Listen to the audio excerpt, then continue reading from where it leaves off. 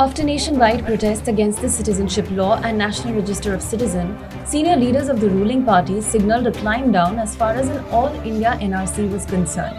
This softening of stand also came after BJP allies like the JDU and the LJP said they were not in favour of the NRC.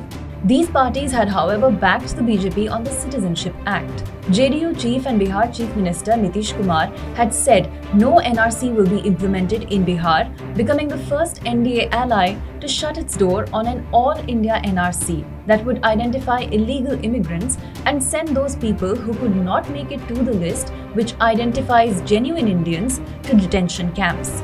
Lok Janshakti Party leader Chirag Paswan also wrote a letter to Home Minister Amit Shah seeking a discussion on the Citizenship Amendment Bill, and he also said that the LJP would not support any legislation that was not in the interest of the people. With allies expressing their opposition and as protests swelled across the country, senior BJP leaders sought to soothe fears, saying that a nationwide NRC was not even on the cards yet. Union Minority Affairs Minister Mukhtar Abbas Naqvi said there has been no discussion on an all-India NRC at any level of the government. BJP General Secretary Ram Madhav said it is premature to talk about a nationwide NRC, though he did add that that is something the Home Minister has said the government will take up in 2021.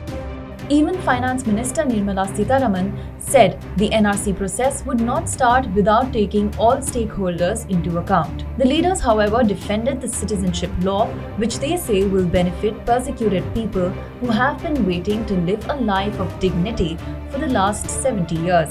The Citizenship Act, which eases citizenship for non-Muslims, along with the NRC, which targets illegal immigrants, is being seen by those in opposition to these laws as a means to disenfranchise Muslims across the country.